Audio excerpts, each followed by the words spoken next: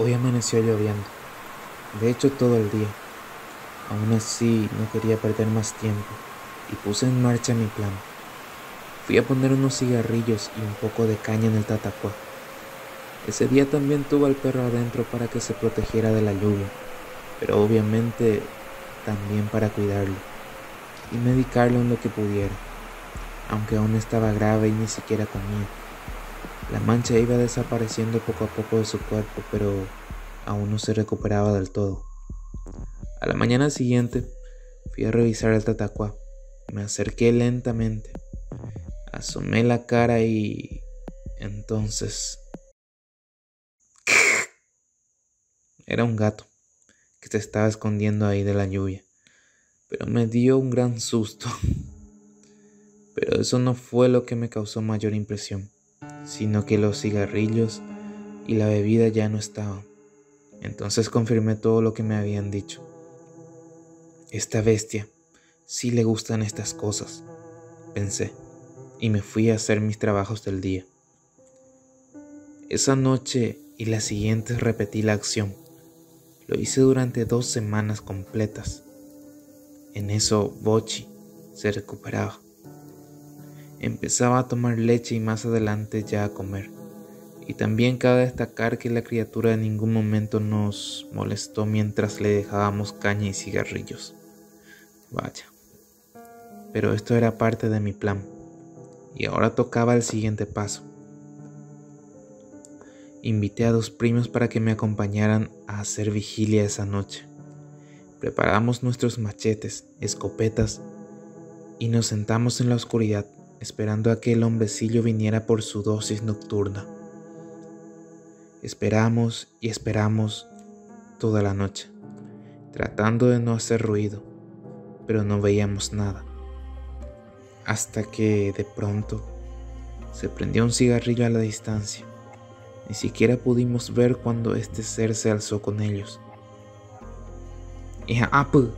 Gritó uno. Ahí disparamos, pero era inútil. No se veía nada. La luz del cigarrillo se alejó rápidamente. Habíamos sido puestos en ridículo esa noche. Después de eso, ya mis primos no quisieron entrometerse en el asunto.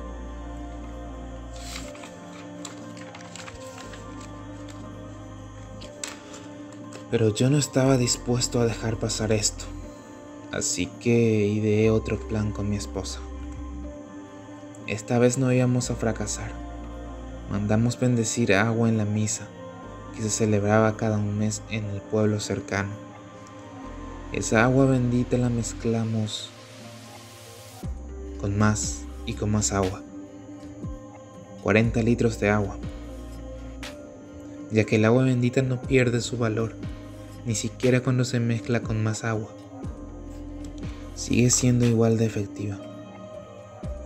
Esta agua la pusimos en recipientes más pequeños y la colocamos por toda la casa.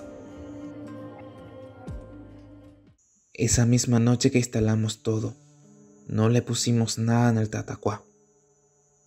La primera noche solo escuchamos unos movimientos afuera. Al perro lo manteníamos adentro, para que no se desquitara con él. Esa noche no dormimos bien, pero no pasó nada más.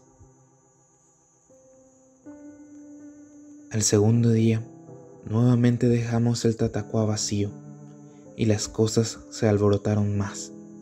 Escuchamos sonidos de pollitos recorriendo todo alrededor de la casa.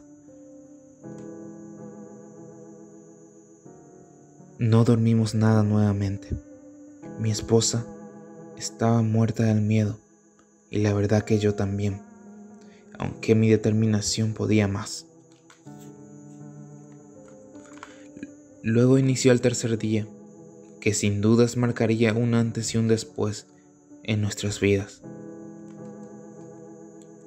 Inició como un pollito, pero luego se fueron volviendo como agudos silbidos hasta que colapsó en ira y escuchamos cómo se partía en pedazos el tatacuá. En eso ya estaba preparado con mi escopeta y machete. Lo siguiente fue prender un cigarrillo y tirarlo en el suelo. Inmediatamente escuchamos que venía con todo. La criatura parecía colérica y sin dudar rompió una de las paredes de la casa.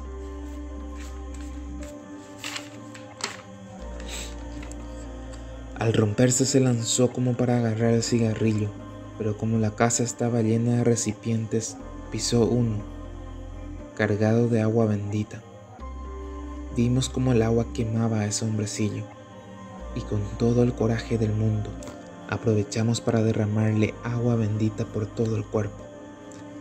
La criatura se lamentaba de dolor, pero aún así consiguió salir de la casa y correr erráticamente. Ahí lo perseguí. Acerté a darle un tiro tumbándolo. Parecía que el agua bendita lo hacía más vulnerable y no podía usar sus poderes sobrenaturales. Aún así, era muy resistente. Seguía corriendo entre las ramas. Ahí le disparaba aunque la mayoría de los disparos fallaban. Empecé a asustarme cuando veía que ya solo me quedaba una bala. Le disparé por última vez y lo herí en uno de los costados, pero no murió aún. Era un monstruo, una criatura que pareciera ser inmortal. Aunque herido, este se lanzó sobre mí, con un palo en su mano, dándome un fuerte golpe en el estómago. Corrí como pude. Corrí a esconderme en el bosque, que me quedaba más cerca.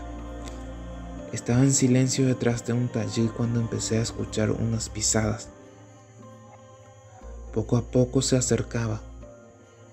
Empecé a sudar del miedo. Estaba solo, acorralado por esa criatura inmortal. Lo único que me quedaba era mi machete.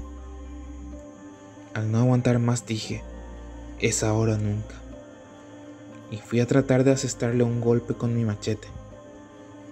Pero solo conseguí que me diera un fuerte golpe en la cabeza con una piedra que tenía en la mano. Ahí estaba yo en el suelo, a punto de ser destrozado por aquella criatura que tenía tantas razones para odiarme. Veo que agarra una enorme piedra y se propone a darme un golpe con toda su fuerza. Este es el fin, pienso. Y al levantar la pesada roca para arremeterla contra mí, algo salta por él y lo tumba en el suelo. Era Bocchi, quien saltó a morderlo en su negro cuello. Ahí pude contemplar en pocas palabras que mi perro se sacrificaba para salvar mi vida. Lo agarró, atravesó el cuerpo del animal con sus manos peludas de garras afiladas. Esto me dio unos segundos y agarré el machete y de un golpe le corté el miembro viril, tal como me había aconsejado aquel anciano. Y en ese momento la criatura se empezó a hacer polvo. Era cierto, al cortarle el miembro, la criatura había muerto, aunque a un precio muy alto, ya que mi querido Bocchi se había sacrificado por salvarme. Desde ese día siempre recordaremos a nuestro amigo, nuestro perro, como un héroe. Y también el recuerdo de esa criatura que nos dan escalofríos al pensar en ella. Angamburubí tiene muchas leyendas. Es un lugar mágico y a veces terrorífico. Así que no descartamos lidiar con extrañas criaturas en el futuro. Pero en honor al sacrificio de Bocchi, estaremos preparados.